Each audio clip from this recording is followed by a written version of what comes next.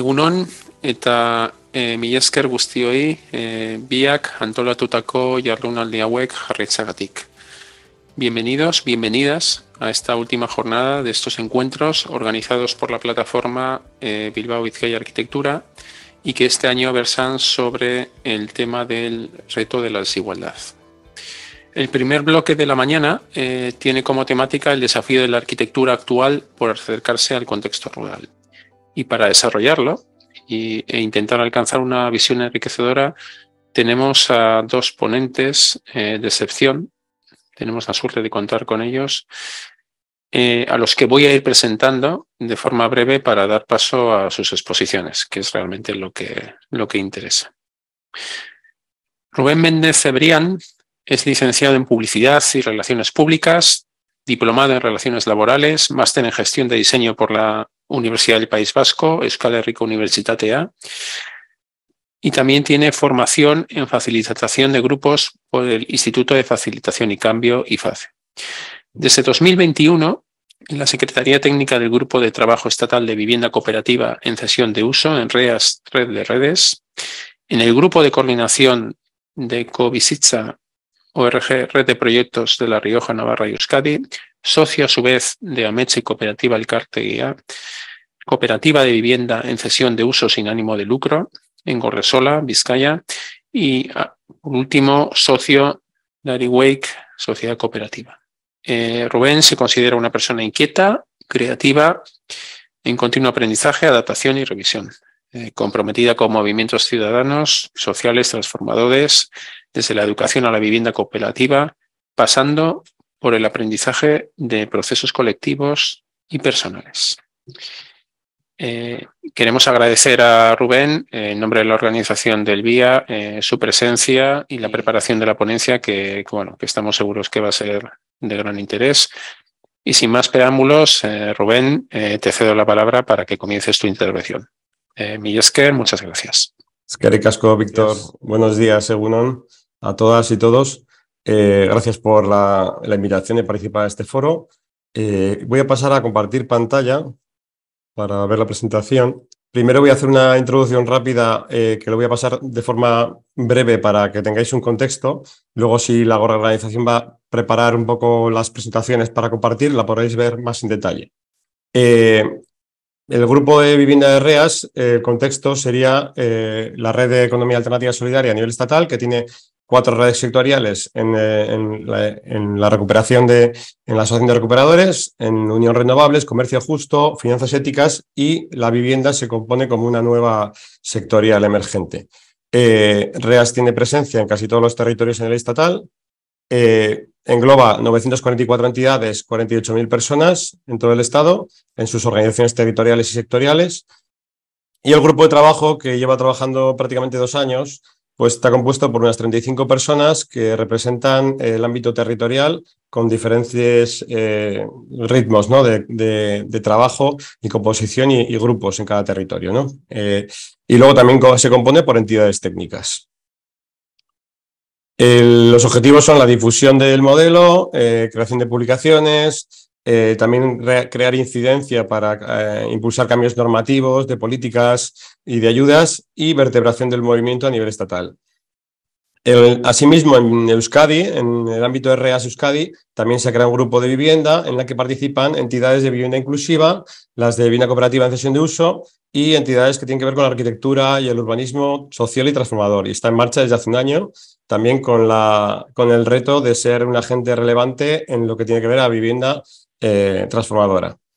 Algunas entidades que aparecen aquí son de las que forman parte del grupo. Y también Covizitza, que es el último ámbito, es la red de proyectos de Euskadi, Navarra y La Rioja, que se creó hace varios años, que engloba pues, las diferentes, ¿no?, iniciativas que van surgiendo en los 3 territorios. Luego, las actividades que estamos haciendo como un repaso rápido, desde 2019, que se hizo un encuentro a nivel estatal en Madrid, se han ido haciendo ya en plena pandemia, que se creó el grupo y la Secretaría Técnica, pues diferentes jornadas de sobrefinanciación, colaboración público-cooperativa, investigación en vivienda cooperativa, y en la actualidad se está generando un mapa estatal de vivienda cooperativa en cesión de uso para facilitar la ubicación, los datos y el conocimiento del sector. Y el próximo evento relevante, que justo nos pilla a pocas semanas, será en Barcelona del 25 al 27 de noviembre. Si queréis más información podéis entrar en forum.covivienda.com y es el mayor evento que se ha realizado hasta la fecha en vivienda cooperativa de decisión de uso como un modelo de accesibilidad y sostenible e inclusivo, y será de viernes, sábado y domingo, el viernes especialmente dedicado a administraciones públicas y personas técnicas, el sábado también para conocimiento del modelo y el domingo más para generación de redes y debates sectoriales. Os invito a participar, a apuntaros, va a ser bastante interesante para conocer el modelo.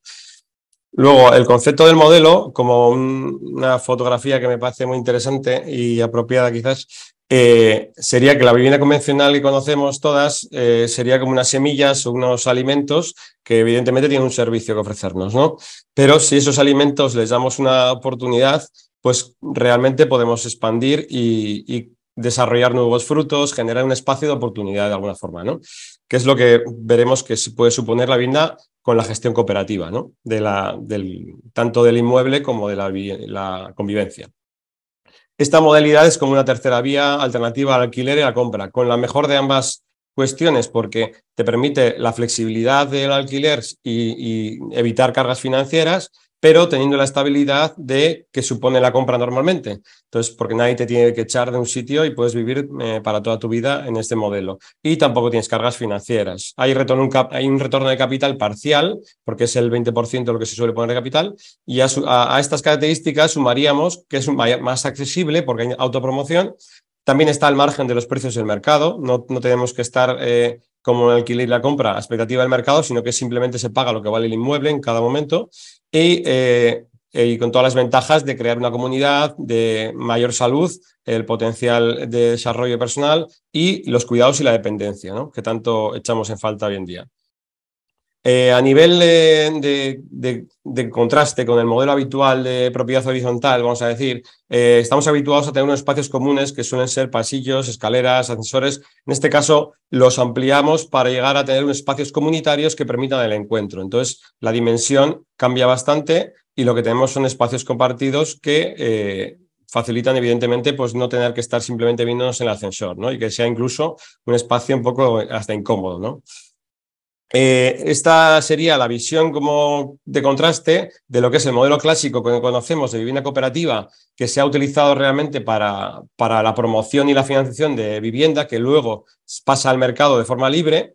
Y la parte de abajo podéis ver cómo la innovación, que realmente es el estándar en otros países, es que la vivienda cooperativa sea desde el inicio hasta el final de sus días en gestión cooperativa. Entonces, empieza con un grupo promotor que autogestiona, digamos, la iniciativa, que evidentemente cuenta con apoyo técnico de diferentes profesionales, como en este caso la arquitectura, para diseñar los espacios a la medida de sus necesidades y luego cuando está desarrollado ese espacio, luego va a vivir con una gestión cooperativa que permite muchas posibilidades, porque la colaboración, como vamos a ver, potencia tanto las posibilidades humanas, digamos, como los resultados. Una gráfica interesante para ver a nivel de precios, aunque es una estimación, una proyección, pues teniendo en cuenta que hay una autopromoción ya estamos contando con un 25% aproximadamente de reducción del precio de mercado. Si tenemos en cuenta que hay una parte de capital inicial, que es el 20%, y luego un canon mensual asimilable a un alquiler, pero solo por la hipoteca y no por más conceptos, evidentemente hay que añadir el canon, el mantenimiento. Luego el mercado tiene su tendencia, que sabemos que es alcista normalmente, y en este caso solo tenemos que pagar la hipoteca más el IPC o los tipos de interés como estén en su momento, ¿no? Entonces, ¿qué pasa? Que a largo plazo el contraste o la diferencial con el mercado de alquiler y compra es mucho mayor, se dispara, ¿no? Sobre todo si llegamos a los 30 años y ya no hay que pagar la hipoteca, el inmueble está pagado y entonces hay una caída en picado que lo que hacemos es tener mantenimientos y evidentemente el edificio necesita renovar. Entonces, este modelo ya tiene un impacto a corto plazo, pero es que a largo plazo es enorme la diferencia con el mercado. Entonces, si conseguimos tener equipamientos de este tipo, pues tendríamos un parque que bajaría incluso los precios de la VPO.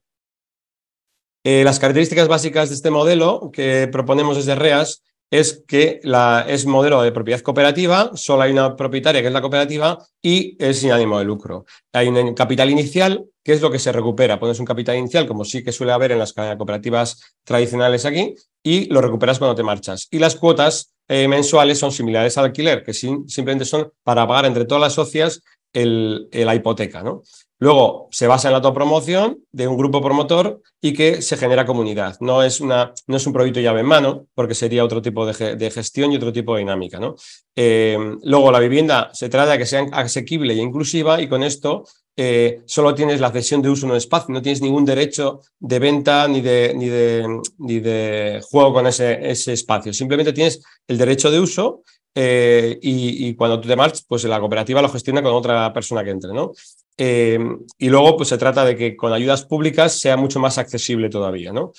Luego, la idea es que estos proyectos no simplemente es un proyecto para las personas que van a vivir allí, sino que es un proyecto que se implica con el entorno, que incluso tiene espacios comunitarios que permite que sean una aportación al barrio y al entorno, y además hay que tener en cuenta que las personas que viven no van a vivir toda la vida, entonces hay una rotación. Entonces son equipamientos cooperativos, pero que están al servicio de la sociedad realmente.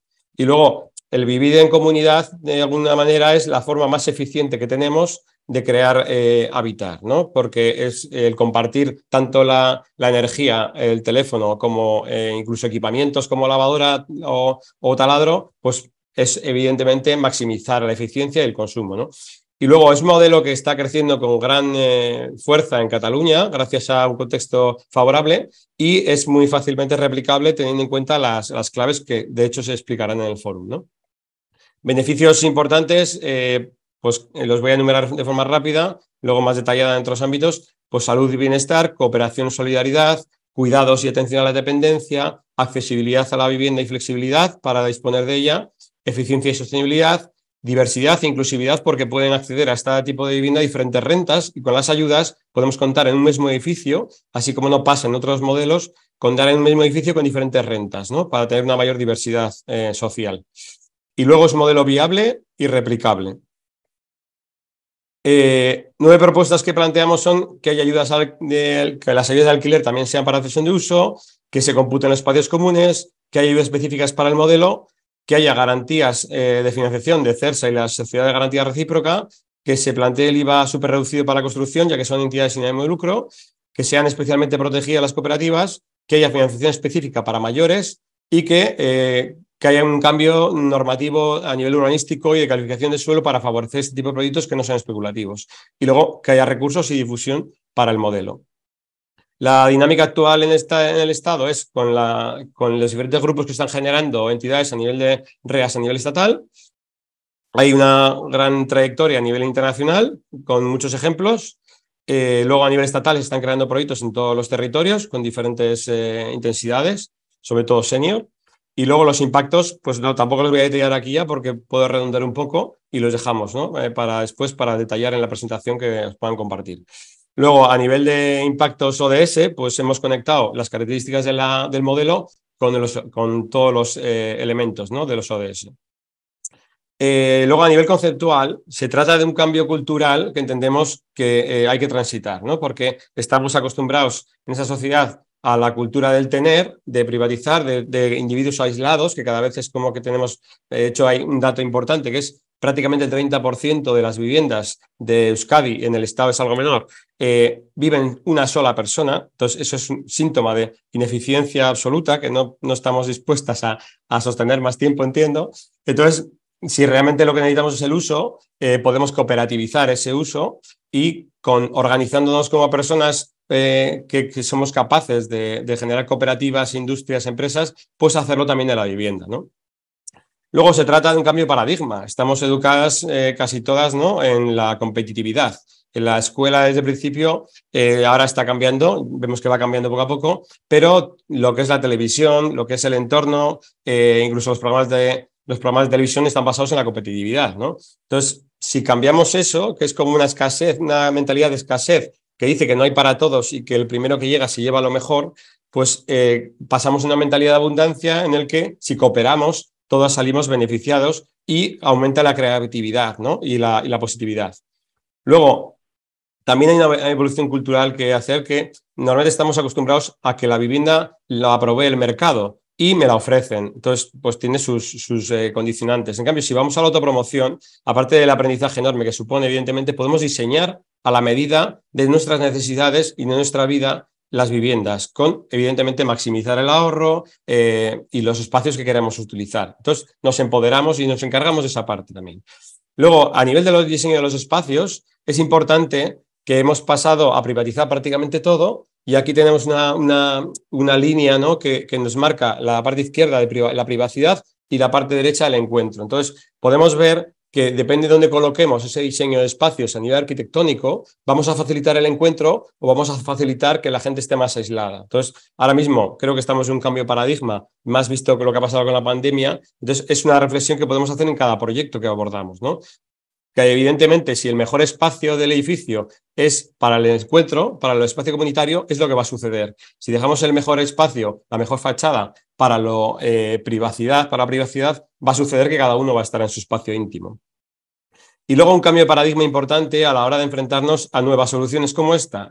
Tanto en la administración como personas funcionarias técnicas, al final estamos en una dinámica que está favoreciendo el miedo y la obediencia y el bloqueo porque si tú vas a plantear un proyecto innovador y más en un mercado inmobiliario que ha sido altamente especulativo, pues se han incluido muchas más barreras y bloqueos por miedo y por desconfianza a todo lo que llega. Entonces, lo fácil es que alguien diga no a cualquier proyecto que no encaja en las cuadrículas, ¿no? Y evidentemente estos proyectos no encajan en las cuadrículas porque precisamente queremos superarlas. Entonces, tenemos que pasar de la parte izquierda poco a poco hacia la parte de la derecha, que es generar más confianza, responsabilidad, que el propio funcionario pueda tener la responsabilidad que le queremos dar, ¿no?, y que permita nuevas, que evolucionen y que haya nuevas formas de habitar como esta, ¿no? El ámbito rural, que es interesante la experiencia de Ameche en esto, creo que también tenemos un cambio de paradigma, que estamos pasando del antropocentrismo, de la mirada del planeta y del mundo desde nuestra propia necesidad y usar los recursos a nuestro antojo, a pasar a un biocentrismo, que es valorar que la vida es importante en todas sus facetas y que no está para servirnos a nosotras, sino que está para mantener un equilibrio. Y nosotros somos parte de ese equilibrio, ¿no? Es una mirada más amplia, ¿no? Entonces, también aquí se produce en el ámbito rural y en el caso de proyectos que aspiran a tener un contacto con la tierra, a cultivar, a regenerar, pasamos de una agricultura intensiva como la que estamos todavía viendo que no está funcionando y que genera plagas y otro tipo de carencias y de dependencias, como los productos químicos también, pues a una visión más permacultural, que se basa en el cuidado, la salud, el equilibrio y la biodiversidad. En la permacultura, de hecho, también hay conceptos de diseño de espacios, que puede ser muy interesante a nivel arquitectónico. También está el relevo generacional. Hay un grave problema en el relevo generacional en el campo, que la edad media actualmente es más de 60 años de las personas agricultoras. Entonces, aquí tenemos que ahora mismo va a haber una caída en picado porque el modelo actual de explotación agrícola no funciona para las nuevas generaciones. Entonces, tenemos que basarlo en un modelo que esté combinado con diferentes actividades. En esto, la vivienda cooperativa puede permitir que las personas que habitan en estos espacios puedan dedicar parte de su vida a la explotación agrícola, explotación más bien el cuidado del entorno y la generación de recursos agroecológicos, combinado con otro tipo de actividades, ¿no?, que encima dan actividad al ecosistema en el que viven, ¿no? Entonces, el modelo también a nivel rural se ha basado mucho últimamente en la residencia, ¿no? Se han creado pues, más bien caseríos con forma de chalet, que está muy bien, pero resulta que estamos creando espacios residenciales que de descanso y no tanto de habitar y de cuidado del entorno y de generación de riqueza y de actividad económica, que sería más deseable. Luego, aquí potenciamos también, en este caso, como el caso de Ameche, recuperar, ¿no? Estamos haciendo una gran huella en el planeta y es momento, de hecho, dicho por también personas del gobierno vasco, ¿no?, de dejar de invadir más espacios y dejar verde todo lo que tengamos y recuperar lo que tenemos ahora mismo. Todo lo que hay edificios en el ámbito rural, montones de oportunidades, solo hace falta desbloquearlos y facilitar los procesos, ¿no? Y luego pasamos de la parte individual en la que estamos, ¿no?, de vivir del consumo, la comparación, y al final es buscar una apariencia, a buscar la esencia, ¿no? Y la esencia realmente se puede cuidar en comunidad y generar cuidados, aprendizaje, evolución y conciencia. Y una clave muy interesante que sucede ahora mismo, y de hecho en tanto el ámbito rural como el ámbito urbano sucede, que es que hoy en día nos permitimos el lujo de mantener conflictos y cortar relaciones. Como somos capaces de poder vivir solas en una vivienda, como somos capaces de vivir en el campo sin depender de los vecinos, como antes, que había que colaborar, había que hacer ausolanes, incluso había que cuidarse el ganado entre varios, o cuando paría una vaca tenías que ayudarte con el vecino, nos permitimos ese lujo que al final supone un sufrimiento porque es conflicto. En cambio, podemos tener otra mirada de oportunidad, aprendiendo a superar conflictos y mejorar nuestras relaciones, lo que supone un crecimiento, no solo personal y colectivo, sino social. El caso de Ameche, os paso así rápidamente para que veáis un poquito cómo son las características. En 2015 se inicia el proyecto con un grupo de personas, de familias, que querían poner interés y conciencia en la crianza y el aprendizaje. La idea cuajó en 2017. Se inició la búsqueda de espacios y ver qué tipo de condicionamientos tenía y qué claves eran las que unían al grupo. En 2018 se constituyó la cooperativa, que fue la primera en cesión de uso en Euskadi, y luego en 2019 se compró el caserío que veis en la imagen con el terreno que le acompaña, que justo ahí aparece con un arco iris, ese día precioso que nos regaló esta fotografía. Luego, hasta 2020-2021, hemos seguido con procesos administrativos para sortear estas complicaciones que decimos que existen por problemáticas o miedos o salvaguardas que se quiere poner a un modelo que no tiene trampa ni cartón y encima no tiene ánimo de lucro, ¿no? Bueno, pues ahora mismo ya estamos en rehabilitación por fin y deseamos y trabajamos para que los demás proyectos tengan mucho más fácil este recorrido. 8 características de Ameche, las paso como 8 claves fáciles, rápidas. Se basa en recuperación del patrimonio histórico. Hay un gran parque de caseríos que se están derribando y que tienen un gran patrimonio, incluso edificios históricos. Esta es una modalidad muy buena porque permite habitarlas con vida diaria, no solo para residencias ni solo para dar servicios concretos, ¿no? Es una gran oportunidad. De hecho, en contacto con patrimonio, pues sería interesante ver cómo potenciar esto. Luego, aquí no estamos realmente inventando nada nuevo. Si nos trasladamos a cómo ha sido el caserío, que es el sistema más eficiente de recursos, esto ya existía. O sea, vivían no solo varias familias, sino hermanos, primos e incluso vecinos, ¿no? Que se refugiaban bajo un mismo techo, compartían recursos y explotación agrícola, ¿no? Rubén, 2 minutos. Sí, justo, gracias. Y luego, en este caso, al llegar a un espacio, lo que permitimos es recuperación del entorno y cuidados, ¿no? Hay una conexión con la tierra y con la naturaleza que también la transmitimos a nuestras hijas e hijos. Estamos generando una cultura cooperativa, pero también conectada con la tierra, que es lo que estamos perdiendo también. Es una familia de son voluntaria, ¿no? Es una serie de personas que se unen para generar un proyecto cooperativo. Y luego hay una intencionalidad conjunta de crecimiento colectivo. Y son proyectos abiertos y que desean relaciones sanas con el entorno. Y detrás de todo esto hay un compromiso social y solidario. Hay varios proyectos que podéis ver, por ejemplo, Calcas es una referencia en Cataluña de 2007, el primer caso en el estado de cesión de uso, Can Carner en Cataluña, Ancurculu en Vizcaya y Ameche en Vizcaya. Y luego las propuestas básicas, y con esto ya terminaría, es apertura institucional, un enfoque colectivo en la búsqueda de soluciones, no solo desde la administración, sino desde la sociedad, escucha a nuevas iniciativas ciudadanas, cooperación interinstitucional para resolver este tipo de escollos, digamos, pedagogía sobre las ventajas del modelo a nivel social y luego flexibilidad para facilitar la innovación y la evolución. Y el impulso de proyectos sociales, con más en este caso, sin ánimo de lucro y sostenibles. Referente rápido, solo paso a la pantalla y lo veis luego sin más en detalle. Princesa en Barcelona, Princesa 49, La Borda en Barcelona, Entre Patios en Madrid, La Balma en Barcelona, Cirerés entregado recientemente en Barcelona y Travensol, muy famoso, senior en Madrid. Y Eskerrik asko, gracias a todas y todos por la escucha. De las propuestas que has mostrado, propuestas para facilitar el desarrollo de estas cooperativas por cesión de suelo, había creo que 9 o 10, era un decálogo de propuestas. En concreto, una creo recordar que era el IVA, superreducción en la construcción, y otra serie de cuestiones. ¿Cuáles de esas cuestiones crees que son las más, fáciles de abordar y cómo se están tramitando, con los centros de toma de decisiones, administraciones, etcétera? ¿Cómo está ese proceso? Vale, ahora mismo tenemos dos retos, sobre todo, en la financiación y la accesibilidad al suelo. Ambos son retos importantes porque vemos el contexto en el que nos movemos. El suelo, hay mucho bloqueo por administraciones públicas, por la justificación social de estos proyectos, porque no se entiende muchas veces, pero una vez que se entiende, la verdad que está funcionando bien, porque en Cataluña está habiendo muchos ayuntamientos deseando facilitar suelo, incluso aquí en Euskadi había algún caso. En ese caso yo creo que es algo pedagógico y también de resolución del formato de cómo hacer la cesión de suelo. Y luego también el acceso a suelo privado, que también esos proyectos acceden a suelo privado, pero deberían contar con ayudas porque están cooperativizando suelo privado, ¿no? Y lo están llevando afuera del mercado. Es interesante esa parte también y contar con ayudas para ello. Y luego la financiación.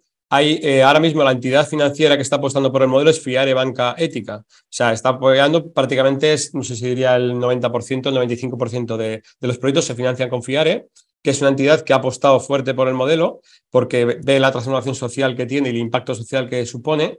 Y entonces hay otras entidades que están a la espera del experimento, vamos a decir, porque no quieren arriesgar con operaciones, aunque sean operaciones realmente reducidas, porque hay proyectos que están a borde a 1 millón de euros, 2 millones de euros, 3 millones de euros, y para las entidades que conocemos, tener proyectos piloto sería muy interesante y una aportación social. Todavía no lo están haciendo. Desde aquí hago un llamamiento a esas entidades para que sumen sus esfuerzos, también a la administración pública para que sume esfuerzos y haga, además del alquiler de VPO y otro tipo de acceso a la vivienda, que lo vaya incorporando, como en el caso del Gobierno vasco, que estamos en diálogo con ellos, para facilitar que este modelo se implique y que la sociedad también tenga información de él, porque en la medida que activemos la demanda, evidentemente, facilitará que las entidades bancarias también estén abiertas a ello. Tenemos otra pregunta. Vale. Rubén, yo tenía noticias de que en Donosti había un proyecto de este tipo y creo que no lo he visto, o sea, no sé, algunas pantallas las has pasado tan rápido que igual lo has nombrado, pero yo no lo he visto. O sea, tenía la idea de que hace un tiempo ya además estaba en marcha un proyecto en cesión de uso. ¿Lo has comentado, se me ha pasado o no lo has comentado? Estaría en la lista. En Donosti ahora mismo hay varias iniciativas.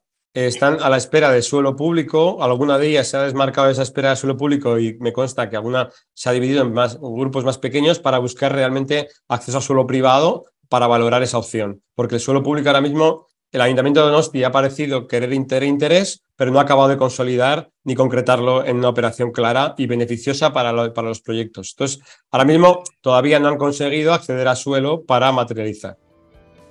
Gracias, bueno, pues es que ricasco, Rubén. Muchas gracias por tu exposición, que ha resultado muy interesante. Y nada, agradecer de nuevo tu presencia en el VIA en esta edición. Es que ricasco. Ricasco, Víctor.